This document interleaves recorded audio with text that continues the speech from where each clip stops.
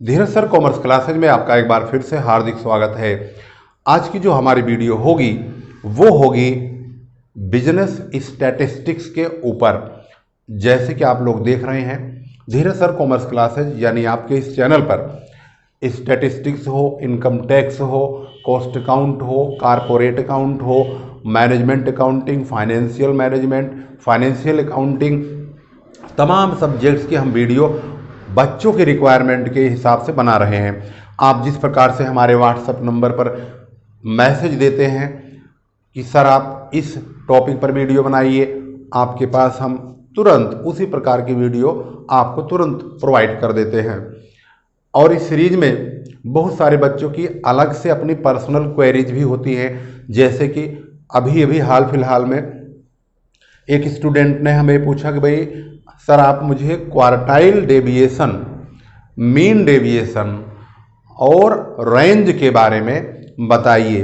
तो आज भी हम स्टैटिस्टिक्स के इस टॉपिक पर, यानी रेंज क्या है, कोफिशिएंट ऑफ रेंज क्या है, क्वार्टाइल डेविएशन क्या है, इंटर क्वार्टाइल रेंज क्या है, कोफिशिएंट ऑफ क्यूडी क्या है, individual series, discrete series, continuous series में हम इसको सॉल्व करेंगे। अब हम सॉल्व करेंगे रेंज की प्रॉब्लम। कोफिशिएंट ऑफ रेंज और रेंज आखिर क्या होता है, इसके बारे में तमाम पॉइंट्स पर हम ध्यान देंगे। और चलिए शुरू करते हैं क्वेश्चंस को। क्वेश्चन हमारा जो है न्यूमेरिकल प्रॉब्लम यहाँ से शुरू है। Range and coefficient of range. आप सोच रहे होंगे कितनी बुरी किताब है ये। मैं जिस बंदे को किताब देता हूँ कोचिंग में, सब अपने अपने व्यूज़ इस प्रकार से प्रकट करते हैं। देखो हमारा किताब का ऐसा कचरा बना दिया है, किसको लिखा क्या जाए, समझा क्या जाए। और जबकि ये किताब जिस स्टूडेंट को हम देते हैं पढ़ने के लिए, एक बार देखो क्या इसमें पैकिंग किया है, ऐसा टेप लगाया है, लग रहा है कि इतनी चोट किसी आदमी को नहीं लगती होगी जितने इसको पट्टी प्लास्टर करके रख दिया है। चलो भाई इसी से बनाएंगे हम। हमारे ज़माने की किताब देखेंगे आप तो कहेंगे कितनी अच्छी किताब है। और मैंने अपने टाइम की जो किताब है मेरी खुद की, जो मेरी किताब है, अगर आप उसको देखेंगे तो मैंने कितना बढ़िया बनाया हुआ है। ये मैंने बाइंडिंग की हुई है इस बुक को, और इसको देखेंगे आप तो देखेंगे ध्यान से, हमारे टाइम की ये सांख्यिकी की बुक है। और ये देखिए इसका फ्रंट धीरज कुमार।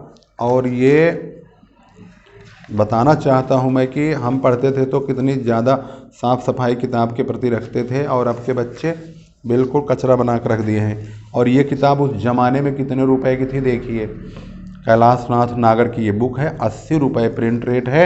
एकेडमिक प्रेस मेरठ में मुद्रित हुई है ये किताब।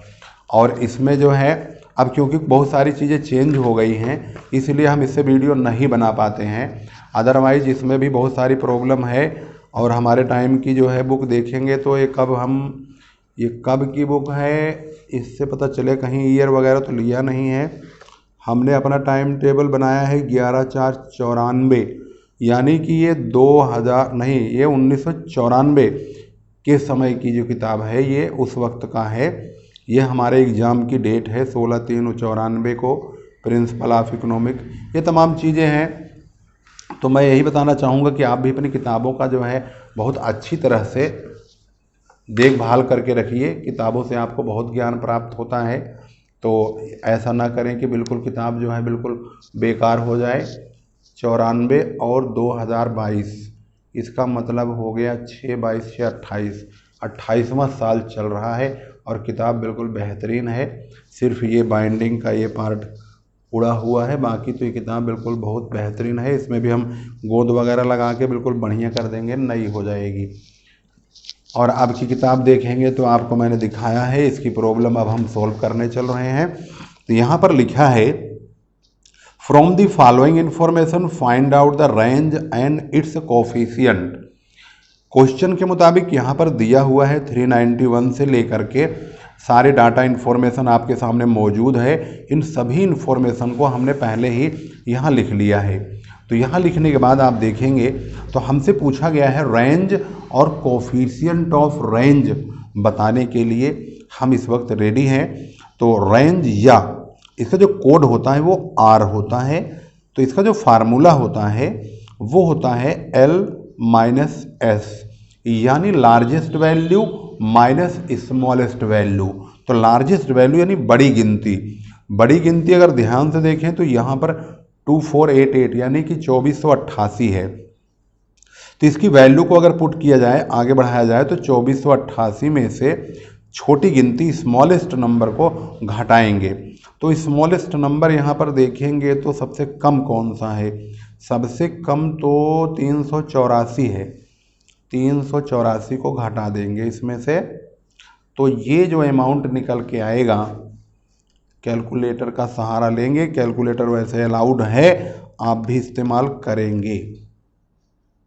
तो ये आता है 2104 यानी 2104। 2104 हमारा आंसर है ये, और ये रेंज है। इसके बाद क्वेश्चन में पूछा गया कोफिशिएंट ऑफ रेंज, तो कोफिशिएंट ऑफ R यानी रेंज, इसका फार्मूला है L-S अपॉन L+S, यानी largest value minus smallest value upon largest value plus smallest value. तो इनकी वैल्यू को अगर आप पुट करेंगे इस प्रकार से तो आसानी से इसका सॉल्यूशन आपको मिल जाएगा। यही नंबर एक बार ऊपर लिखना है, एक बार नीचे, ऊपर माइनस करेंगे, नीचे प्लस करेंगे। तो इसको सॉल्व करेंगे तो 2104 तो ऊपर वाला ही आ गया, नीचे वाले का टोटल कर लेंगे 2488 प्लस 384, तो ये हो गया 2872। इसको हम डिवाइड करेंगे 2104 को 2872 से, तो ये आता है 0.73259, बड़ा लंबा आ रहा है। तो इसको हम दशमलव के सिर्फ 3 डिजिट तक रखेंगे, क्योंकि ये 5 है, यहाँ पर 5 या 5 से ज़्यादा होगा तो इसको हम एक बढ़ा सकते हैं, जिसे हम 3 बना देंगे, यानी 0.733 इसका आंसर है। इसको मैच कर लेते हैं तो यहाँ पर इसका जवाब है, रेंज यहाँ पर है 2104 और कोफिशिएंट ऑफ रेंज है 0.733। इसके बाद अगली प्रॉब्लम लेते हैं, थोड़ा सा डाटा में फ्लक्चुएशन है। क्वेश्चन नंबर 2, बच्चों ने भी पूरा कचरा बना दिया है किताब का भी। यहाँ पर है 28 10 0 -20 -10 और 4। तो अब ये जो नंबर है इसको हमने यहाँ पर लिख लिया है, आप देखेंगे तो यहाँ पर लिखा हुआ है। जब हम रेंज निकालेंगे तो रेंज इक्वल टू वही होता है L-S, फार्मूला बार बार लिखिए। सबसे बड़ी गिनती इसमें क्या है? तो सबसे बड़ी गिनती प्लस में होती है और वो है 20, तो इसका मतलब है 20 माइनस, और सबसे छोटी गिनती इसमें क्या है? वैसे देखा जाए सबसे छोटी गिनती आपको 0 लग रहा होगा, लेकिन क्योंकि माइनस में जितनी बड़ी गिनती होगी वही सबसे छोटी है, तो माइनस का जो ये 20 है यही सबसे छोटा है, तो इसी को ही हम घटाएंगे, क्योंकि अब एक माइनस तो ये हो गया, ये भी माइनस का है, तो इसे अब हमें ब्रैकेट में रखना पड़ेगा। तो माइनस और माइनस टकरा कर ये प्लस बन गए, तो 20 और 20 अब आपस में जुड़ करके ये 40 बन गए, जिसका जो रेंज है वो हो गया 40। ये हमारा आंसर हो गया। अब सवाल उत्पन्न होता है कोफिशिएंट ऑफ रेंज का, तो कोफिशिएंट ऑफ रेंज के लिए एक बार माइनस और एक बार प्लस, तो इनकी वैल्यू को पुट करेंगे 20 माइनस माइनस का 20 अपॉन 20 प्लस माइनस का 20, इस प्रकार से ऐसे होगा। ऊपर वाला तो 40 आ गया, नीचे वाला अब ये माइनस और प्लस टकरा के माइनस ही होंगे, यानी 20 में से 20 को हम माइनस करेंगे, तो 20 में से 20 मगर माइनस करेंगे तो 0 होगा। इसका मतलब 40 को 0 से डिवाइड करेंगे, तो 0 से डिवाइड करें या मल्टीप्लाई हमेशा 0 ही होता है। ऐसे सिचुएशन में जब ऊपर कोई संख्या ना हो, नीचे 0 हो, तो इसका आंसर होता नल। नल इस प्रकार से प्रेजेंट करते हैं, नल का मतलब कुछ नहीं। इसको हम जीरो भी लिख सकते हैं, लेकिन स्टैटिस्टिक में प्रेजेंट करने के लिए नल इस प्रकार से शो किया जाता है। तो चलिए इसका आंसर चेक करते थे। इसका आंसर देखेंगे तो ये क्वेश्चन है और इसका आंसर यहीं दे रखा है 40 और कोफिशिएंट ऑफ रेंज है नल। तो आपने इसको देख लिया है। अब हमने दोनों प्रकार के इंडिविजुअल सीरीज में क्वेश्चन सॉल्व कर लिया है। अब हम चलते हैं डिस्क्रीट सीरीज की ओर। डिस्क्रीट सीरीज में अगर आप देखेंगे तो ये x है और ये f दिया हुआ है, तो इसको हम आसानी से डिस्क्रीट सीरीज में समझ सकते हैं कि डिस्क्रीट सीरीज में क्वेश्चन लिखा है। तो डिस्क्रीट सीरीज में हमेशा x और f मिलता है, तो ये x है और ये f है। तो सबसे मज़े की बात ये है कि ये भी इंडिविजुअल सीरीज जैसा ही काम करेगा, इसमें फ्रीक्वेंसी का कोई यूज होता ही नहीं है। तो अगर यहाँ पर 1 जो सबसे छोटा नंबर है, स्मॉलेस्ट नंबर है, और ये सबसे बड़ा नंबर है 10, तो 10 में से हम 1 को घटा देंगे, माइनस कर देंगे तो 9 आएगा। तो हमारा जो रेंज है वो 9 होगा। इसी प्रकार से अगर कोफिशिएंट ऑफ रेंज निकालेंगे तो L माइनस एस और L प्लस एस, यानी कि 10 माइनस 1 तो 9 आया और 10 प्लस 1 तो 11 आया। 9 को 11 से डिवाइड करेंगे। देखो बच्चों ने क्या किया हुआ है कमाल, यहाँ पे 10 में से यहीं पर सोल्व कर दिया। मतलब कि कॉपी पे किताब पे सवाल, मतलब किताब पे तो सवाल कर दिया है, परंतु कॉपी में शायद इसने करा नहीं होगा, यहीं छाप के फेंक दिया। तो ये हुआ 9 और ये रेंज आ गया 9। कोफिशिएंट के लिए 9 को 11 से डिवाइड किया, 0.818 आ गया और ये रहा इसका सॉल्यूशन। तो आपने भी इसको देख लिया होगा। चलिए अब इसको हम देख चुके हैं, अब पहुंचते हैं कंटिन्यूअस सीरीज में। कंटिन्यूअस सीरीज हमारे पास यहाँ मौजूद है। ये क्लास इंटरवल दिया हुआ है। अगर ये क्लास इंटरवल सही नहीं होगा तो इसको सही बनाएंगे। हालांकि ये सही दिया हुआ है, बराबर का गैप है, फ्रीक्वेंसी भी सही है। तो जब हम इसका रेंज निकालते हैं तो इस सीरीज में हमें कभी भी फ्रीक्वेंसी का यूज नहीं करना होता है। इसी में ही हम जो हमारे पास क्लास इंटरवल है, इसी में ही हम सबसे छोटी और बड़ी गिनतियों को सिलेक्ट करते हैं। तो सबसे छोटी गिनती है ये 5 और सबसे बड़ी गिनती है ये 40 यानी 40। तो 40 में से हम 5 को घटाएंगे तो हमारा जो R है वो 35 आएगा। तो इसका मतलब साफ है, कंटिन्यूअस सीरीज में भी फ्रीक्वेंसी का रेंज के लिए कोई इस्तेमाल नहीं होता है। तो इस चीज़ का आपको भी ध्यान रखना होगा। तो अब इसको हम सॉल्व करके दिखा रहे हैं। यहाँ पर ये कंटिन्यूअस सीरीज है। कंटिन्यूअस सीरीज में रेंज निकालने के लिए फार्मूला वही होगा L माइनस एस। तो सबसे बड़ी गिनती 40 है, सबसे छोटी गिनती 5 है। तो 40 में से 5 को घटाएंगे 35 आएगा। और कोफिशिएंट ऑफ रेंज के लिए बड़ी गिनती माइनस छोटी गिनती और बड़ी गिनती प्लस छोटी गिनती, यानी कि 40 माइनस 5 और 40 प्लस 5, तो ये हो गया 35 अपॉन 45। तो इसको सॉल्व करेंगे 35 अपॉन 45, तो ये आया 0.7777। अरे ये तो एंडलेस है, तो 0.77 लास्ट में 8 कर देंगे इसको, और क्या करेंगे, ये हमारा सॉल्यूशन होना चाहिए। इसका जवाब कहाँ पे है, यहाँ पे है। ये रहा 35 और कोफिशिएंट ऑफ रेंज यहाँ पर दिया हुआ है। तो आपने देख लिया है। इसको हम अगर 3 डिजिट तक लिखेंगे तो 778 बनाएंगे, 2 डिजिट तक लिखेंगे तो 0.78 कर देंगे। तो यहाँ पर आपने इसका सॉल्यूशन देखा इंडिविजुअल सीरीज में, डिस्क्रीट सीरीज में और कंटिन्यूअस सीरीज में। चलिए अब शुरू करते हैं इंटर क्वार्टाइल रेंज, क्यूडी और कोफिशिएंट ऑफ क्यूडी।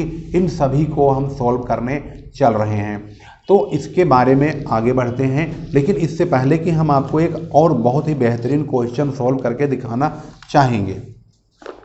यहाँ देखेंगे तो क्वेश्चन बच्चे पूछ भी लेते हैं इस क्वेश्चन को, जहाँ पर कि हमें इस जो कोफिशिएंट ऑफ रेंज है, यहाँ लिखा है in a given series the coefficient of range is 0.5 and its maximum value is 15, find out its minimum value. तो क्वेश्चन को ध्यान से देखेंगे, ये कोफिशिएंट ऑफ आर दिया हुआ है, मैक्सिमम वैल्यू 15 दिया हुआ है, मिनिमम वैल्यू को फाइंड आउट करने के लिए कहा गया है। इससे ऊपर आप देखेंगे तो ये मिडिल वैल्यू दिया हुआ है, यानी मिड वैल्यू है, और इसमें भी हमसे रेंज पूछा गया है। अगर आप इसको देख करके ये अंदाज़ा लगाएंगे कि ये हमारी बड़ी गिनती है, ये हमारी छोटी है, तो 25 में से 5 घटा करके हम 20 लाएंगे तो रेंज होगा, तो आपका जवाब गलत होगा, क्योंकि ये क्लास इंटरवल सही नहीं है। इसको आपको क्लास इंटरवल सही बनाना होगा। बनाएंगे कैसे? बनाएंगे इस प्रकार से, 5 और 10 के बीच में 5 का डिफरेंस है, यानी इनका जो क्लास इंटरवल का गैप बैठ रहा है वो 5 का बैठ रहा है, 5 का। हम 5 को 2 भागों में डिवाइड कर देंगे, यानी 5/2 कर देंगे, 2.5 आएगा। 2.5 से हमारा मतलब होता है 2.5। 2.5 को इस 5 में, यानी ये जो पहला नंबर x दिया है, इसी में एक बार जोड़ेंगे और एक बार घटाएंगे। तो अगर हम 5 में एक बार घटा देते हैं तो ये 2.5 होगा।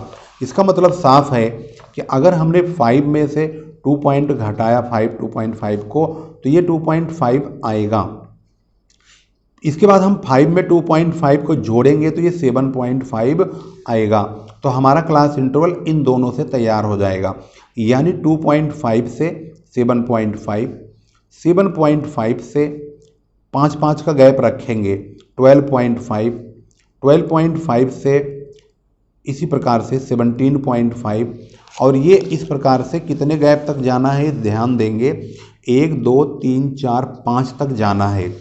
तो अभी हम यहाँ पर पहुँचे हैं, अभी 17.5 से 22.5, 5 जोड़ना है इसमें, और 22.5 से 27.5 यहाँ तक पहुँचेंगे। अब ये हमारा क्लास इंटरवल बन गया। हमसे पूछा गया रेंज क्या है, तो सबसे बड़ी गिनती ये है, सबसे छोटी गिनती ये है। तो L-S करेंगे तो 27.5 में से 2.5 को माइनस करेंगे तो यहाँ पर 25 आएगा। तो अब आपने देखा अब आंसर ये सही हो गया। ऐसे ही कोफिशिएंट ऑफ रेंज सॉल्व करेंगे तो एक बार माइनस करेंगे इस प्रकार से, अपॉन में 27.5 प्लस 2.5, इसमें से इसको घटाएंगे तो ये हो जाएगा मतलब कि 25